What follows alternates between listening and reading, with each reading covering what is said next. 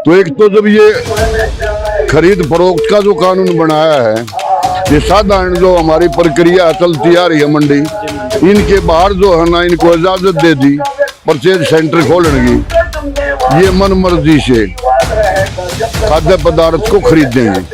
साथ में जो एक लिमिट थी कि एक व्यापारी इतने लिमिट में रह के अपने गोदाम में खाद्य पदार्थ रख सकता है, तो वो लिमिट हटा दी, तो वो अनलिमिटेड कर दिया कि कोई कितना ही भी रख सकता है। जब किसान का आलू मार्केट में इसमें सब जो है ना खेत में पैदा हो जाता है, बम्पर फसल होती है, प्याज है, टमाटर है, गोभी है, तो यहाँ जो है ना रुपया 2 रुपया किलो बिकता है। और जब उनकी तिजोरियों में उनके गोदामों में चला जाता है, तो वो जो है ना 50 रुपये 60 रुपये किलो आलू और 100 रुपये 120 रुपये तक प्याज में तो हिंदुस्तान की सरकारें जो है ना गिरा दी। तो ये सारा जो स्टोरिया है ना, गोदाम में रखने वाले स्टोरिया, वो उनका चरित्र है ये। और जब वो बड़े भारी पूंजी के पास पहुंच जाएगा, तो इस देश का हालात क्या होंगे। अभी उदाहरण के तौर पर रामदेव है, बाबा रामदेव, वो 10-12 हजार करोड़ रुपए का टर्न ओवर है उसका। गेहूं हमारा है, हमारे गेहूं उसमें जौ है, बाजरा है, मक्का है, गेहूं है, सब किसान पैदा करता है। वो जब जो है ना उसको खरीद के, बाजरे का भाव 2000, गेहूं का भाव 1900, ज्वार का भाव 1200, मक्के का भाव 1400, वो खरीद कर सबका मिक्स आटा बना के वो जो ना 40 से 48 रुपये तक अपना आटा बेच रहा है। तो जो उदाहरण देने की जरूरत नहीं, काले कानून तो ये साफ हो गए। यहाँ अनाज जो है ना सरप्लस नहीं है। अब भी 20-22 करोड़ लोग हिंदुस्तान के भूखे सोते हैं, उनको रोटी नहीं मिलती। अब इस कानून में तो काला कानून इसलिए है कि कॉन्ट्रैक्ट करने वाली कंपनी को ये अधिकार होगा कि वो उस जमीन पर लोन ले सकती है, और वो करोड़ों रुपये उस जमीन पर लोन लेगी। हमारे साथ जो है ना उन्हें एग्रीमेंट कर लिया, और वो चरित्र जो पहले हुआ है वो व्यवहार, और वो जो है ना हमारा कॉन्ट्रैक्ट बीच में छोड़ के भाग गई, तो उस कर्जे को, वो जो कर्जा लिया था उसको तो वो भूमि वाला जिसकी जमीन पर ले रखा है उसी ने देना होगा। तो ये इससे बड़ा काला कानून और क्या होगा। सरकार से चूक नहीं हुई, सरकार से चूक नहीं हुई। सरकार के पास बहुत बड़े बड़े बुद्धिजीवी IAS ऑफिसर बैठते, चूक तो हम किसान कर सके हैं। अनपढ़ है 50% है, चूक तो हम कर सके हैं। सरकार का तो जो टारगेट है, जो मिशन है, वो उस अपने मिशन पर सही चल रही है। उसका मिशन है कि WTO का जो प्रस्ताव है, डंकर प्रस्ताव, उसका साफ उसमें जो है ना लिखा है कि इस जमीन पे चंद पूंजीपतियों का कब्जा। और जैसे अमेरिका के अंदर, ऑस्ट्रेलिया के अंदर, कनाडा के अंदर वहाँ जो है ना 1500 किले का छोटा किसान है और 8-10 हजार किले का किसान है। इस तरह वो कॉन्ट्रैक्ट फार्मिंग कर वो जो अडानी अंबानी एंड कंपनी है, जो इस सारी जमीन पे उनका कब्जा कराना चाहती है। कृषि कानूनों को लेकर किसानों का विरोध प्रदर्शन 80 दिनों से ऊपर हो गया है। किसान अलग अलग बॉर्डरों पर बैठे हुए हैं। हम आज जानेंगे, हम इस वक्त सोनीपत पर हैं।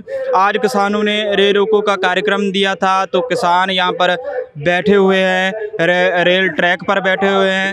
तो जो आज हम जानेंगे कि जो 3 कृषि कानून है उनको काले क्यों कहा जा रहा है और इसमें क्या काला है। सर पहले तो अपना नाम बताइए, क्या नाम है आपका? हाँ, मेरा नाम विजेंद्र सिंह है जी। जी सर, क्या इसमें जो कानून है, 3 कृषि कानून है, इसमें क्या काला है, पूरा डिटेल में बताएंगे सर? हाँ, डिटेल में बताएं। सबसे पहले तो जो परचेजिंग सेंटर हमारा वो जो डर्रा चलता आ रहा है मार्केट कमेटी का, APM मंडिया है, वो जो चौधरी छोटू राम ने भी जब अंग्रेज थे प्रभाव डाला, लाल बहादुर शास्त्री जब हमारे प्राइम मिनिस्टर बने, तो अनाज हमारा जो है ना दूसरे देशों से आता था। कुल सारा ये जो है ना 32-34 करोड़ लोग थे हमारे हिंदुस्तान के, तब भी हमारे पास इतना खाद्य पदार्थ नहीं था। किसान मजदूर बहुत सारी संख्या जो है ना वो भूखी मरती थी, उन्हें अनाज नहीं मिलता था। तो बाहर से जब अनाज आने लगा तो उन लोगों ने हमारे साथ बड़ी जलालत पूर्वक हमारे मान सम्मान को भी ठेस पहुंची। अनाज जब वो भेजते थे तो बदले में भिन्न भिन्न प्रकार की जो है ना वो नीतियां के माध्यम से दबाव देते थे। तो लाल बहादुर शास्त्री जी ने कहा कि भाई सब तो पहला तो उसने अपने घर में अपनी मिसेज से बोला कि आज हम एक दिन जो है ना खाना नहीं खाएंगे, और खुद स्वयं जो है ना खाना जब नहीं खाया, उनकी सेहत पे कोई प्रभाव नहीं हुआ, दूषित प्रभाव, तो उसने जो है ना जनता को आह्वान किया कि भाई हमारा देश जो ये बाहर से अनाज आता है, जलालत की ज़िंदगी हम जी रहे हैं, तो क्यों ना हम हफ्ते में एक दिन उपवास रखें, खाना ना खाएं। इसलिए महीने में 4 दिन का खाना बचेगा और एक साल में जो है ना 48-50 दिन का खाना हम बचा पाएंगे। इसलिए वो 50 दिन और ज़्यादा चलेगा जो हम खाना भोजन मतलब जो अनाज खाद्य पदार्थ पैदा करते हैं, ठीक है। उसके माध्यम से जो है ना ये कानून की ज़रूरत पड़ी। उसके बाद लगभग 45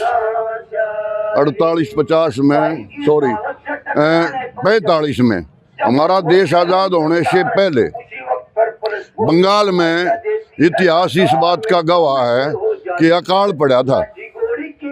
बंगाल जब पश्चिमी बंगाल और पूर्वी बंगाल एक ही होता था, वहाँ जो है ना 15-20 जिले जो अलग से बारिश ना हुई, किसी कारण से काल पड़ा, उस पर लाखों लोग मर गया भूख से।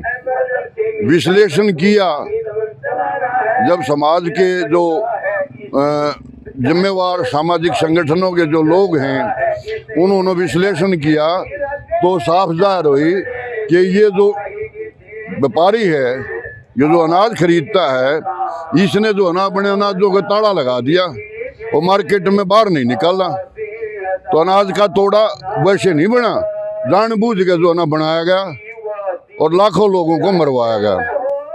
तो एक तो जब ये खरीद फरोख्त का जो कानून बनाया है, ये साधारण जो हमारी प्रक्रिया चलती आ रही है मंडी, इनके बाहर जो है ना इनको इजाज़त दे दी परचेज सेंटर खोलने की।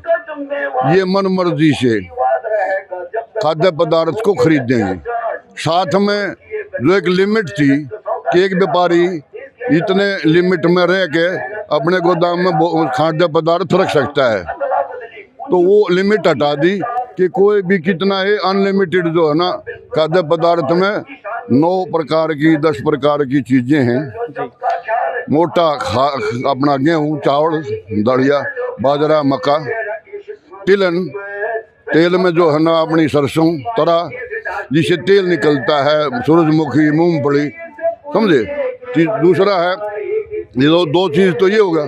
फिर आलू है, टमाटर है, गोभी है, जो स्टोर प्याज है, इनको रखा जा सकता है। तो वो अनलिमिटेड कर दिया कि कोई कितना ही भी रख सकता है।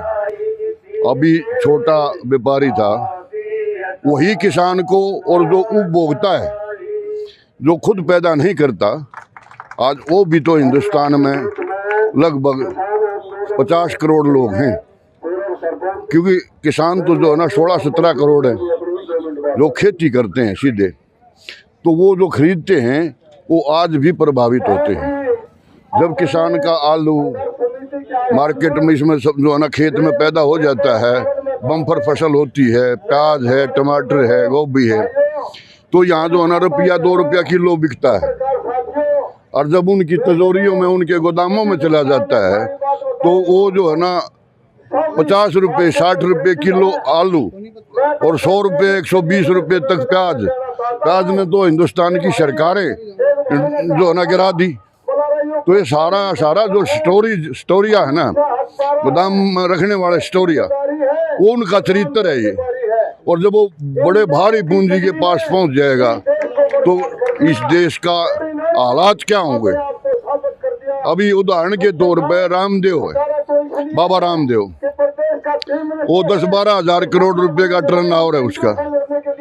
गेहूं हमारा है, हमारे गेहूं उसमें जौ है, बाजरा है, मक्का है, गेहूं है, सब किसान पैदा करता है। वो जब जो है ना उसको खरीद के, बाजरे का भाव 2000, गेहूं का भाव 1900, ज्वार का भाव 1200, मक्के का भाव 1400, वो खरीद कर सबका मिक्स आटा बना के वो जो ना 40 से 48 रुपए तक अपना आटा बेच रहा है। तो ये उदाहरण देने की जरूरत नहीं, काले कानून तो ये साफ हो गए। जो वो बड़े व्यापारी के जो 10-12 हजार करोड़ का है और वो 10-12 लाख करोड़ का अडानी अंबानी के कब्जे में जब ये आ जाएगा तो वो उसने तो ये चिंता नहीं ना, अनाज खराब हो जाएगा। विदेशों में आज जो है ना अरबिन जो कंट्रियां हैं जहाँ रेगिस्तान है, आपका वो सारा का सारा अनाज बाहर से लाके जो है ना अपने जनता को खिलाते हैं। तो मुंह पाए बाट देखें, ये तो यहाँ सिस्टम खराब है। हिंदुस्तान का जो सिस्टम है कि बाहर से आदान प्रदान आयात निर्यात करने का, उस बात पे इन्होंने किसी सरकार ने जोर ही नहीं दिया। नहीं तो यहाँ अनाज जो है ना सरप्लस नहीं है। अब भी 20-22 करोड़ लोग हिंदुस्तान के भूखे सोते हैं, उनको रोटी नहीं मिलती, उनको जो है ना एनीमिया के शिकार हैं। माताएं बहनें जो प्रेग्नेंट होती हैं वो जवानी से पहले मौत हो जाती है खून की कमी से। अगर उनको पौष्टिक भोजन मिले तो यह दशा जो है ना नहीं हो। लेकिन ये जो स्टोरियां हैं, ये जो सिस्टम है, इसने जो है ना ये हालात पैदा कर रखे हैं। अनाज सरप्लस नहीं है, अनाज तो यहाँ जो है ना जो भूखे लोगों को पहुँचाए तो अनाज तो जो है ना इतना और पैदा कर लें हम तो भी सरप्लस नहीं हो सकता। मेरा दूसरा सवाल है जो दूसरा कानून जी दूसरा जो कानून है जी एक कानून आया है भाई कॉन्ट्रैक्ट फार्मिंग, उसको जो है ना अभी उदाहरण के तौर पर पंजाब के अंदर एक पेप्सी कंपनी थी, उसने किसानों के साथ कॉन्ट्रैक्ट किया कि भाई हम आपका आलू खरीदेंगे। उन्होंने अपने घर से बीज दिया अपनी जो है ना अपनी कंपनी का, और किसानों को 50, 100, 200, 500 किसानों को मिला। कॉन्ट्रैक्ट के नाम से जो है ना उन्होंने खेती कराई, उन्होंने अपनी दवाई दी, अपना बीज दिया, अपनी गाइडलाइन दी। 2 साल तो जो है ना उनका कॉन्ट्रैक्ट चला। जब किसान भारी मात्रा में मार्केट में जो है ना आलू हो गया तो कॉन्ट्रैक्ट छोड़ के भागे। जब उन पर दबाव पड़ा तो फिर वो एक लोहे का छल्ला लेके आए, कड़ा। उन्होंने बोला कि भाई इस कड़े में जो आलू निकल जाएगा वो हम खरीद पाएंगे। मतलब ये हालात है। साथ जो कड़े में से निकलेगा वो नहीं खरीदेंगे कि खरीदेंगे? हाँ नहीं, वो खरीदेंगे, उसके बाहर जो रह जाएगा मतलब ज्यादा मोटा एक्सेस वो नहीं खरीदेंगे, वो नहीं खरीदेंगे। और जो उसका और 2 कड़े थे दूसरे में जो छोटा है उसको भी नहीं खरीदेंगे। वो एक पैमाना ले आए कि भाई इसमें गाना चाहिए। ये स्थिति जो है ना किसानों को हुई। और इस कानून में तो काला कानून इसलिए है कि कॉन्ट्रैक्ट करने वाली कंपनी को ये अधिकार होगा कि वो उस जमीन पर लोन ले सकती है और वो करोड़ों रुपये उस जमीन पर लोन लेगी। हमारे साथ जो है ना उन्हें एग्रीमेंट कर लिया और वो चरित्र जो पहले हुआ है वो व्यवहार, और वो जो है ना हमारा कॉन्ट्रैक्ट बीच में छोड़ के भाग गई तो उस कर्जे को, वो जो कर्जा लिया था उसको तो वो भूमि वाला जिसकी जमीन पर ले रखा है उसी ने देना होगा। तो ये इससे बड़ा काला कानून और क्या होगा। इसलिए इसको काला कानून कहते हैं। करोड़ों की संख्या में वो खरीद के धरेगा, फिर जो है ना महंगे भाव बेचेगा, इसलिए उसको काला कानून कहते हैं। और जो किसान मांग कर रहे हैं स्वामीनाथन रिपोर्ट की, उसके बारे में बताएंगे क्या? वो स्वामीनाथन रिपोर्ट है, उसमें क्या है जो इन कानूनों में नहीं है? स्वामीनाथन आयोग में 2 बात है। इसमें एक भी नहीं है। स्वामीनाथन आयोग में ये कहा है कि भाई किसान की जो लागत मूल्य है उसका 1.5 गुना भाव वो किसान को मिनिमम दिया जाए। और जो एक C2 मतलब किसान का ट्रैक्टर है, उसकी घिसाई है, बीज है, भाई जो न तेल का खर्चा है, ट्रैक्टर की मेंटेनेंस है, जो जमीन है उसका किराया है। क्योंकि आज जो है ना 86% किसान है वो 2-2.5 किले का रह रहा है हमारे हरियाणा में। पंजाब में जो है ना वो 80% होगा, 75 होगा, इतना ही फर्क है। जो 75-80% जो किसान है वो 2-2.5 किले का किसान है। वो ना तो खेती करने का रोजगार बाहर है नहीं, तो वो जो बच्चे बेरोजगार हैं उनके परिवारों के, वो जो बड़े पैसे वाले लोग हैं, बड़े जमीन वाले जो 50-50, 40-40 किले जमीन है, उनकी जमीन लेकर ना वो ठेके पे लेते हैं 40,000 रुपये किला, 50,000 रुपये किला, वो जो है ना वादा देते हैं। तो स्वामीनाथन आयोग में लिखा है कि वो वादा भी जोड़ा जाए, वो किसान का बड़ा खर्चा है और उसका जो है ना 1.5 गुना भाव जो है ना दिया जाए। ये थी बात। और यहाँ तो इसमें तो कहीं कोई जिक्र ही नहीं है इन कानूनों में। ये तो कानून साफ सफेद दिखाई दे रहे हैं, कहीं भी जो है ना किसान का एक अंश भी जो है ना हित में नहीं है। और अगला सवाल है कि सरकार से चूक कहाँ हुई है जो किसानों को बड़े पैमाने पर सड़कों पर बैठना पड़ रहा है। लोग फॉरेन से भी समर्थन कर रहे हैं, अलग अलग अदारे, बॉलीवुड एक्टर, खिलाड़ी हो वो भी समर्थन में कुछ ही आ रहे हैं। तो इस सरकार से चूक कहाँ हुई है? सरकार से चूक नहीं हुई जी, सरकार से चूक नहीं हुई। सरकार के पास बहुत बड़े बड़े बुद्धिजीवी IAS ऑफिसर बैठते हैं। जी, चूक तो हम किसान कर सके हैं, अनपढ़ है 50% है, चूक तो हम कर सके हैं। सरकार का तो जो टारगेट है, जो मिशन है, वो उस अपने मिशन पर सही चल रही है। उसका मिशन है कि WTO का जो प्रस्ताव है, डंकल प्रस्ताव, उसका साफ उसमें जो है ना लिखा है कि इस जमीन पे चंद पूंजीपतियों का कब्जा।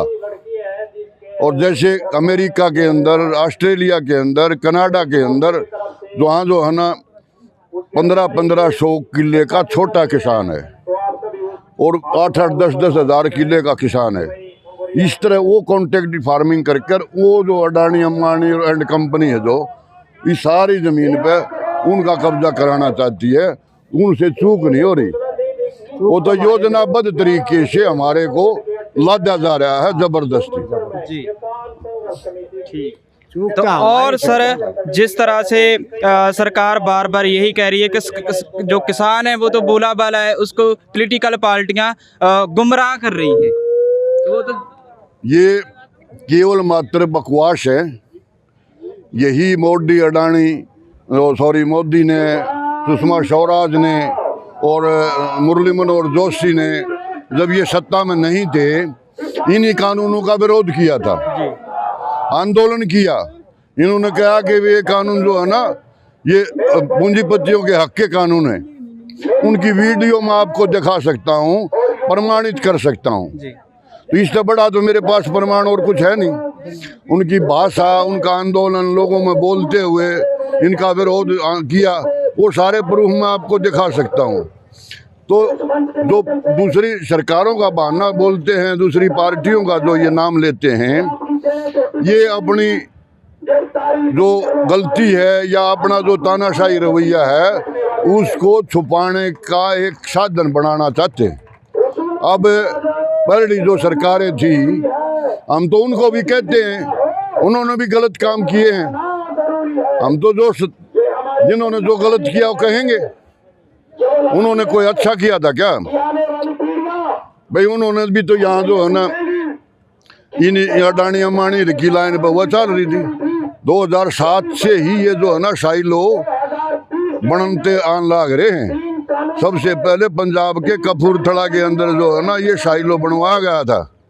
फिर जो है ना हरियाणा में आए, मध्य प्रदेश में आए, यूपी में आए, राजस्थान में आ गए। तो ये उनकी विरासत बिछाई जा रही थी उसी टाइम से। उन्होंने भी कसर नहीं छोड़ी इस देश को, और इनने भी कसर नहीं छोड़ी। भी ने तो उनने कम से कम देश का बेचने का तो ठेका ना लिया, इबी ने तो देश को बेचना है, सारा का सारा पैसे वालों के हवाले करना है, चाहे वो देशी लुटेरा हो चाहे वो विदेशी हो। खुले जो है ना पूंजी निवेश पूंजी निवेश पूंजी निवेश का उदारीकरण का नाम लेते हैं, और उसके नाम से सारे देश की जो है ना प्रॉपर्टी को बेच रहे हैं।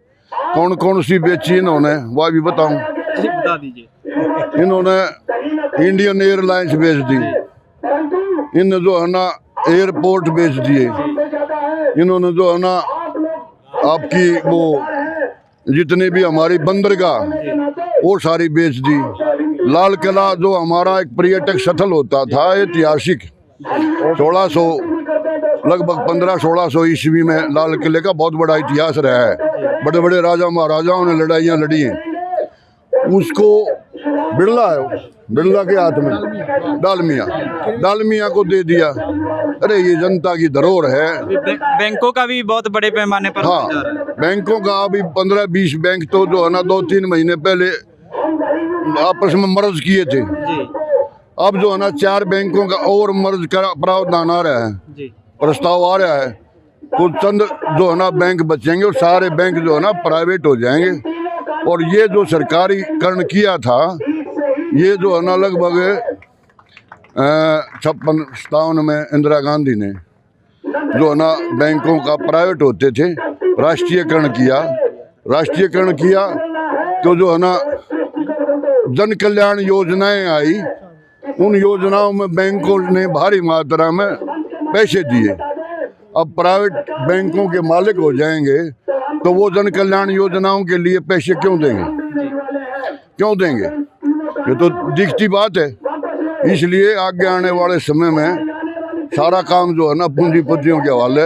आपका रेलवे दिया गया, BSNL दे दिया, रोडवेज हरियाणा दे दी, आपका दिल्ली वाली दे दी, हाँ LIC दे दी। जो मतलब कम से कम 25-30 करोड़ लोग अपनी जीवन रक्षक के लिए एक पैसा निकाल के कैश देते थे।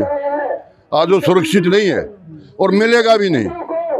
उसका ताज़ा उदाहरण मैं आपको बताऊंगा कि यूपी का बिजली बोर्ड का कर्मचारी जिसका PF इकट्ठा हो रहा था, PF कर्मचारी जानते हैं क्या होता है? वो जो है ना किसी प्राइवेट कंपनी को लोन दे दिया, उसका वो पैसा उसको दे दिया और वह कंपनी दिवालिया होगी। कहाँ से लाएंगे वो पैसा? खुद ही ना देश का जो है ना GDP और देश का खजाना लुटा दिया कि नहीं? अपने पार्टी के जो है ना हजारों करोड़ रुपये लेके नरूडे ऑफिस और हर जिले में जो है ना फ्री में जमीन पर कब्जा करते हैं, फ्री में जो है ना इनको जो है ना ये लोगों को लुटा रहे हैं और अपने जो है ना वो ऑफिस बना रहे हैं। ये योजना है इनकी। जी, हमारे साथ और भी किसान हैं, उनसे जानेंगे। सर, मेरा आपसे सवाल है कि प्रधानमंत्री जी बार बार कह रहे हैं तो इन कृषि कानूनों का किसानों को बहुत फ़ायदा होगा। काफ़ी बार वो कह रहे हैं जब से ये कानून आए हैं। तो क्या फ़ायदा होगा? आप लोग विरोध कर रहे हैं, आपका तो फ़ायदा कर रहे हैं मोदी। इससे भाई साहब हम मर जाएंगे इसके कानून आते थे। जो यू कानून कति खत्म करेगा ना जब काम चल लगा ना दे बजी लेके ड्रे हमारा देश के कानून आते थे। यू तो बहुत खराब आदमी है, इसका खराब आदमी और नहीं आओ। यू खुद अपना ना बसा सके तो मारा कैसे बसा देगा? मारा नहीं बसा सकता यू। जब खुद यू अपना नहीं बसा रहा, मारा नहीं बसा सकता भाई। ना इसके पास को कानून से और कानून है तो ये जो मोटे मोटे बंदर है ना ऊपर है उन तई सही है कानून, मारे तई कानून हम तो खत्म हो जाएंगे कभी। जब से ये कृषि कानून आए हैं तो पंजाब में लगातार और भी हरियाणा में भी किसान बैठे रहे रेल पटरियों पर। तो क्या इसका कोई इस जो अभी संयुक्त किसान मोर्चे ने आज जो दिया है 12 से 4 बजे तक, इसका कोई असर पड़ेगा? हाँ, इसका असर पड़ेगा। गरीब ना पड़ेगा तो फिर पड़ेगा, मतलब लागे रहेंगे हमें सहज दौरा पहुँच जाएंगे। ईब तो ये छोटे छोटे करे हैं, गरीब सहज है ना उड़े पहुंच जाएंगे कति इसके दौरे सहज मतलब इन्हें चकोर दिला घेर के बैठ जाएंगे, इन्हें बाहर लेकर नहीं दे हम। और सहज भी कोठी सारा ला के चकोर दिए और घेर कर बैठ जाएंगे, ले भाई बैठा रहे तू हम नाम इसके ला रोड़ा करे ना कुछ करे, शांति से चकोर दिए घेर लेंगे इन्हें।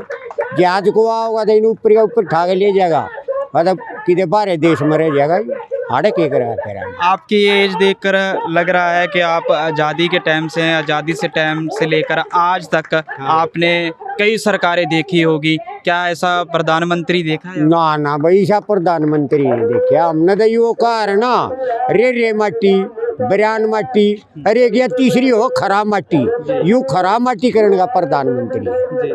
मानना तो थे इन्हें वो पल्ला पाला जाएंगे, उन्हें सोचे थे भाई वो सही पल्ला रहेगा, उनकी जब पुछड़ी ठाई ना आंगली लागे थे क्या अरे कुतिया पाई या ये प्रधानमंत्री नहीं पाया, पुछड़ी ठाए देखे ना जब कुतिया पाई, तो अरे फिर इसका क्या करे? सरकार को क्या कहना चाहेंगे, मेरा आखिरी सवाल। सरकार को तो ये कहना चाहिए वह जो हम ये काले कानून ही रद्द करके और हमारे देश को बढ़िया कानून ला दे, वह हम भी शांति से बच जा और तू भी प्रधानमंत्री शांति से रहा।